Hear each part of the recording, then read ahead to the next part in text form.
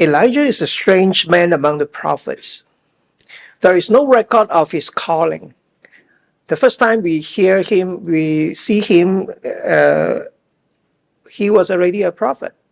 But he must have had a calling just like everybody else. It's just that it's not recorded. Why? Was there some part of his ministry, some part of his life that has been left out unrecorded? We do not know. But although we do not know of his first calling, it seems that we do have a record of his second calling here. Or maybe we should say the continuous calling of Elijah. Now, he was also strange in the sense that he did not seem to have died. All right, he went up to heaven in a chariot of fire. So what happened? Did he pass away? Did he not? And at the mountain when when Jesus talked to two persons, it was Moses and Elijah. Have you ever thought of that? Moses, we can understand. He was the lawgiver. He was he was the most important person, human being in the Pentateuch. Elijah, what did Elijah represent? Well, Elijah represented the most important prophet, maybe, in the historical books. We do not know, but this was him. Now, here in our passage today, we are actually looking at what happened in the second stage, or we should say the beginning of the second stage of his ministry. So let's look at it one at a time. First of all, when we read the Bible just now, he was fleeing away from Jezebel. All right, what he did before was he killed the prophets of Baal. So Jezebel got very angry. Jezebel said that she would kill him. So according to most translation, it says that he feared, so he fled. Now, it could be he feared, he fled, but actually the Hebrew could be also he saw and he fled. He saw that nothing has changed, so he fled, right? We do not know. Maybe he feared, maybe he saw. Well, we're going to talk more about it later on. Anyway, the journey was from Israel because it was in Israel. Jezebel was in Israel. Jezebel was the queen of Israel. So he fled from Jezebel. So he went from Israel to Judah to Beersheba. Right? Beersheba, where he left an unnamed servant. A servant was with him. He left that servant there and he kept going into the wilderness. So we're not sure how far into the wilderness he was, but in any case, he was in the wilderness. Now, this is the first thing we know about this man at this point of his life. He was not just feeling alone. He was isolating himself. It was a deliberate act. He could have stayed with the sons of prophets. He could have gone somewhere where there were other people around. No, he fled. He fled to a place called Beersheba. He left his only companion there and he went alone into the wilderness. He was not just feeling lonely. He deliberately made himself lonely. So this was the first thing about him that we should know about. Usually when I teach Elijah in a seminary, I will say that he was a burnout prophet. All right. At this point when we saw him, he was burnt out. He was totally burnt out. He wanted to throw up the towel, so to say. He wanted to give up. So, and he went to into the wilderness and he told God, he said in verse 4, but he himself went a day's journey into the wilderness and came and sat down under a broom tree. And he asked that he might die, saying, it is enough, O Lord, take away my life, for I am no better than my fathers. By the way, the word fathers probably doesn't refer to his biological father, but the prophets before him, all right, ancestors, all right, different kind of ancestors. In this case, I am no better than the prophets who were before me, so please just let me die. Now, a little translation is to say that he wanted to die. So he felt very, very isolated to a point where he sought death. Well, if we read it very literally, he was, the next step would be to commit suicide, right? But maybe it was more than a desire to die. Really, if he wanted to die, he should have stayed and let Jezebel take him. Shouldn't he? Stay there, he will die. He doesn't have to flee into the wilderness. In fact, it's not at all certain that Jezebel wanted to kill him. You say, what? Yeah, because Jezebel kind of like warned him about it. I'm going to kill you. Well, if somebody hears that and he takes it seriously, of course he's going to flee away, right? So there are scholars who say maybe Jezebel was just trying to frighten him so that he would run away. Now, if that was the case, then Jezebel got what she wanted, to scare this person so that he run away, right? Don't disturb me. I have other my prophets here, right? If you want to be a prophet, go somewhere else. Maybe that's Jezebel's message. We don't know.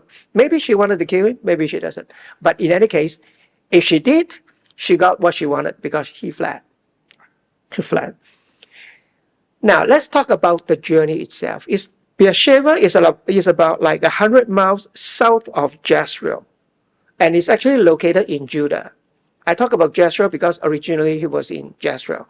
That's where the Mount Carmel and the prophets about, remember? All right, Jezreel. So it was like 100 miles away, and this place was already in Judah. It's not in the province of the northern kingdom. Elijah did not ask for that because he feared Jezebel at this point, because he was out of harm's way, so to say. He was not in the control of the northern kingdom. The traditional site where he went, Mount Horeb, by the way, is equal to Mount Sinai. Now, that's another 200 miles south. So 100 miles, then you add another wilderness, then another 100 miles. You know, that's a very far place to go. If all he wanted to do was just to flee from Jezebel, he didn't have to go that far. All he had to do was just to cross into Judah. He would be safe. No, he kept going. He kept going south, and then he kept going until he went to Mount Sinai. I think that his emotion was more complicated than we think. All right? To say that he wanted to die or not even die, maybe people say, I want to die, doesn't mean that they want to die. If somebody tells us, you know, I might as well be dead. Now, that doesn't mean that the person really want to die at that point. It's just an expression of frustration. Is that not possible that Elijah was venting out his frustration to God? It's possible that he really wanted to die, but he didn't want to die at the hands of Jezebel. That's why he fled all the way, right? All right. If he really wanted to die, he's saying to God, God, please kill me. I don't want to die at her hand, but if you kill me, that's fine with me. That's possible. But frankly, I think it's more complicated than we think. It may be just an expression of frustration. All right. Now, before proceeding, we have to ask one more question. The other question, that question is in verse 7, which we didn't read, I think. And the angel of the Lord came again a second time and touched him and said, arise and eat, for the journey is too great for you. Because an angel of the Lord showed up, fed him, he slept, and then the angel came again, right? Now, the journey is too great for you. Which journey is too great for him? The journey back to Israel is too great for him, or the journey to Sinai? It's not clear there, but I think Sinai is probably the better option because, you know, God had not told him to go back to Israel yet. Eventually, yes, he has to go back to Israel, by the way, but not at that point. So he didn't know that. So it's probably that God was telling him the journey to Sinai was too great for him. At this point, we have to ask, you know, did God tell him to go to Mount Sinai, or did Elijah went there himself? Have you ever thought of that? Did he want to go there, or did God call him to go? Now, if God told him to go back, for example, and he went anyway, then you understand why God said to him, why are you here? Because later on when God saw, you know, when he went out, God said, why are you here? So he shouldn't be there. Right? He should be in Israel doing his stuff as a prophet. Why are you doing here? That would be the question. Now, if it is not the case, if God told him, come to Sinai, then the fact that God asked him the question has a different meaning. It's the chance for him to pour out his anger, his frustration. Right? You know very well why he's here. If somebody comes to see me, if a student of mine come to my office and he's sitting down there, he doesn't look happy, and I say, why are you here? What do you mean by here? You know, maybe he say, well, I'm not in class. Is that why you're saying that? Should I be in the library? No, I'm giving him the chance. Why are you here? And then he will say, I'm here because, and pour out his heart. Maybe God was doing that. Maybe God saw he was very frustrated. And although God did not want him to go back immediately, God asked him, why are you here? And Elijah had a chance to tell God what was in his heart. All right. He went to, incidentally, he went there to charge Israel, by the way. All right. When God asked him, why are you here? He wasn't showing he was afraid. He was showing he was frustrated. He was telling about all these bad things you read just now. Everybody has turned against you, and I'm the only one left, and now they want to kill me too. So you see that he was more angry than he was fearful.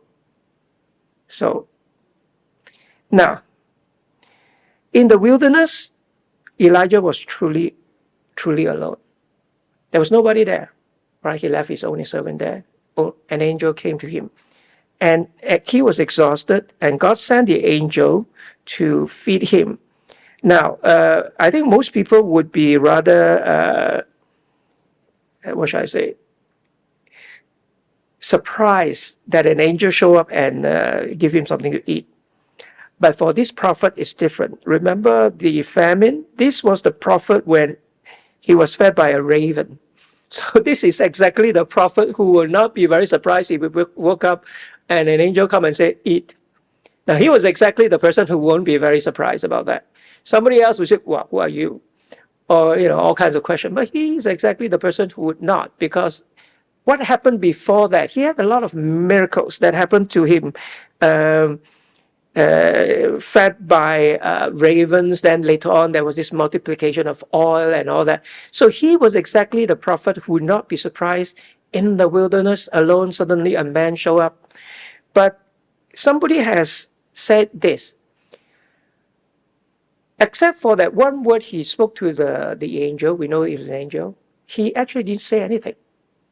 He didn't say anything. The picture is of a sullen person. There's a person behind with you, right? So you wake up, there's a person there. He wasn't talking to the person. He was not having a conversation with the person. He was just eating. And now whether he was sleeping or not is also a problem. And not a problem, but a question. It says he lay down. It didn't say that he slept. The first time he slept. But the second time it say he lay down. Maybe he lay down and he slept. Maybe he lay down and he couldn't sleep. Have you imagined yourself in his position? You're very frustrated. You're very tired. You've just eaten. You lay there and you couldn't get to sleep because you were thinking of things that have just happened. So if you think of it this way, there's another picture coming. You reconstruct another picture of Elijah at that point. Not that he was so exhausted that he slept, but he was exhausted, but he couldn't sleep the second time. He was thinking about all that had happened. Now, if that were the case, you would know exactly what happened in the part where you were reading just now. He has all this pent-up anger. And finally, he got a chance to just speak. But he wasn't speaking to the angel. He was only speaking when God asked him to at the mouth of the cave. That was the time he spoke again. Verse 11 to verse 13 says this. And he said, go out and stand on the mount before the Lord. And behold, the Lord passed by, and a great and strong wind tore the mountain and broke in pieces the rocks before the Lord. But the Lord was not in the wind. And after the wind, an earthquake. But the Lord was not in the earthquake. And after the earthquake, a fire. But the Lord was not in the fire. And after the fire, the sound of low whisper. And when Elijah heard it, he wrapped his face in his cloak and went out and stood at the entrance of the cave. And behold, there came a voice to him and said, what are you doing here, Elijah? Remember the question? What are you doing here, Elijah? I would say that it was an invitation for him to pour out his heart. Okay, fine. But a lot of people make a big deal out of the fact that you have all this wind, fire, earthquake, but God was not in it. And then there was a still small voice. You must have heard a lot of sermons that talk about this. And a lot of people have different things to say to this. Now, some commentators say that the they think that religion with a lot of noise and shouting and flurries, that's not the way to go. All right. God finally told him to talk, to speak to the people. So it's the quiet love, simple piety, and persuasive kindness. That's what works. So that's one line of interpretation that interprets this as to say that God is not in the type of services or the type of religiosity that has a lot of noise and actions. Now, I have a problem with this interpretation because of this. Well, God exactly did that on Mount Sinai the first time. Right? If you say that this is not good, well, that's not true. Because God came on Mount of Sinai, there were a lot of fire and brimstone, and there was earthquake. That's exactly. In fact, when he went there the second time, he was reminded of all these stories about God coming down on Mount Sinai the first time, which was fire, earthquake. All right? So you can't say that this is, well, my pet is working, having problem today. So you can't say that it's not how God works. At least that's how God worked in the past. So furthermore, if you want to talk about fire and brimstone, Elijah's ministry exactly represented that. Didn't it? Right, called out fire from heaven. How can you say that? He was a guy. In fact, he's a fiery guy. The fire has a lot to do with Elijah. So how can you say that God is not with him when all the fire things happen? No, it happened. So I don't think that we can say that just because a form of religion has a lot of actions, flurries, sound, then that means that God is not there. I don't think that could be justified from this text, because what happened before exactly support the fact that God is in the fire. God is in earthquake and all that. Now, there's another way to look at it. It is not that God has never done that, but God no longer does that. So this is a second interpretation. Well, in the past, yes. God came down on Mount Sinai. There was the earthquake, there was thunder, there was fire. With Elijah, same thing. But from now on, Elijah, no, you're not supposed to do that anymore. This is not the way to go. Well, that is also problematic. You know why? Because we have to talk about Elisha. Now, Elisha took over from Elijah, and he did even more miracles. If there's somebody who has an even better track record at miracles, that would be Elisha. Elisha did more. In fact, somebody counted and said he did double. He asked for a double portion of God's Spirit, and actually he did double portion of the miracles that Elijah did. So I don't think that's the point either. All right. So you're going to tell me, you're going to ask me, so what is it? I think the whole point of those fire, thunder, was to show that God was present. Because remember, the first time they were on Mount Sinai. Now, that time it was Moses leading the people to Mount Sinai. All those things happened. There was fire, there was earthquake, and thunder, and cloud, and everything. So when Elijah went there and he saw all those things, he realized that this is like the second visitation of God on Mount Sinai, other than the first part. See that? That was to show him that God was present. That's why he knew that God was present. He went out there and he talked to God. He knew that God was there. Now, but at that point, a lot of those manifestations were also identified with Baal, the rival god, the god of thunder in the ancient Near East. And so the text was very careful to say that God was not in the manifestation. God caused the manifestation, but God was not in it. Unlike Baal. Baal was a storm god. So whenever storm happens, that was Baal manifesting. No, to the biblical author, that's not the point. God causes thunder and all that, but God is not to be identified with thunder or earthquake or anything of that sort. After showing Elijah that he was there, God told him, sorry, you can't resign. Now, frankly, as a minister, I'm actually quite on the side of Elijah. It's like Elijah. This guy was chased around, he was doing all these things, and people didn't appreciate. They want to kill him, and now he ran over there, and he just said, "God, I just want to resign." And God said, "No, you can't resign. I have feelings for him." Instead of letting him resign, actually, God told him, recommission him. That's why I say the second calling of Elijah. We don't have a record of his first calling, but we have a record of his recommission, the second calling of Elijah. Now, he's not the only person, by the way. Sometime in the future, I'm going to talk about another person who got recommissioned too.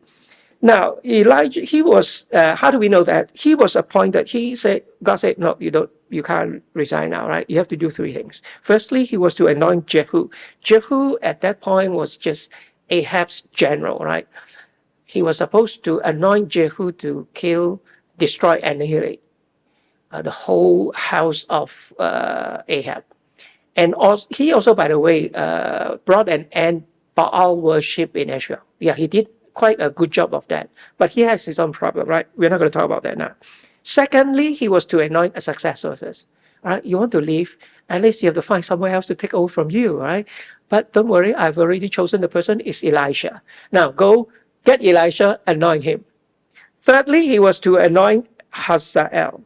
All right, Hazel or Hazael, if it is the Hebrew, is Hazael, king of Syria. Now, Hazael was not the king of Israel at the time. There was another person who was the king of Israel. Now, he was supposed to, actually, come to think of it, Hazael was also one of the high official or even general of Damascus at that time. He was supposed to initiate a coup that would kill the king, and then he would become the king, right? Why? Because God would send Hazael to punish Israel for the things that happened.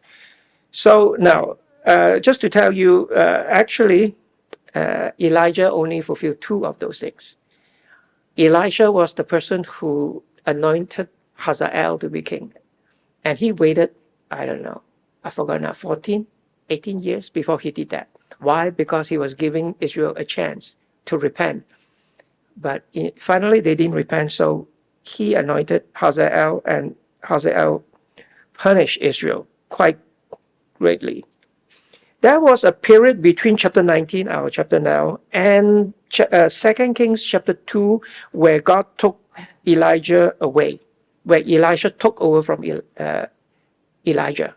So there was a period of time. We are not sure how long, but there was a period of time. It was not immediately. Why do we know that? Because although Elijah departed immediately to look for Elisha, Elisha was his student, let's say, all right, intern, for quite a long time. We don't know how long, but for quite some time. Also, God sent him to Ahab. Remember the issue about Naboth vineyard?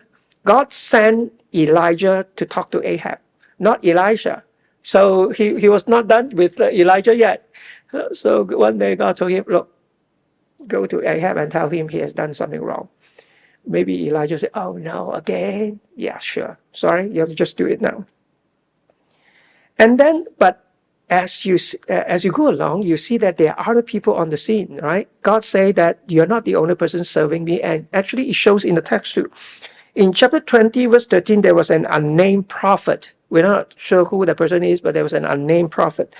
Chapter 20, verse 28, there was also unnamed man of God. All right, who's a man of God? A man whom God sent. 20, verse 35, there was an unnamed sons of the prophet. Finally, there was Micaiah. 22, verse 13, there was Micaiah, another prophet. So now you see other prophets, other people whom God sent. So there was less of Elijah, yes, after this episode. Elijah seems to be fading away. There was a transitioning away from his ministry, but he was still around. God told him that he couldn't resign immediately. There was a transitional period. And eventually Elisha took over. So when Elijah went to God, God refused his request. Instead, God sent him a second time to accomplish what God wanted him to do. So this part is the exposition. I want to end with a story like usual. So here's the story. So the story is about an 11th century King Henry III of Bavaria. So King Henry of Bavaria grew tired of court life and the pressure of being a monarch. So he made application to Prior Richard at a local monastery, asking to be accepted as a contemplative and, alive and spend the rest of his life in the monastery. So now the king sent an application. Do you dare reject the application? So, Prior Richard said to the king, Your Majesty, do you understand that the pledge here is one of obedience? That will be hard because you have been a king. Said Henry, I understand. The rest of my life I will be obedient to you, as Christ leads you.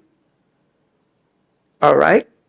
Then I will tell you what to do, said Prior Richard. Go back to your throne and serve faithfully in the place where God has put you. So now the king has to obey, right? When King Henry died, a statement was written. The king learned to rule by being obedient. Now, I'm not sure whether any of us here, sitting here, you're tired of your service, you're tired of anything. It could be anything, right?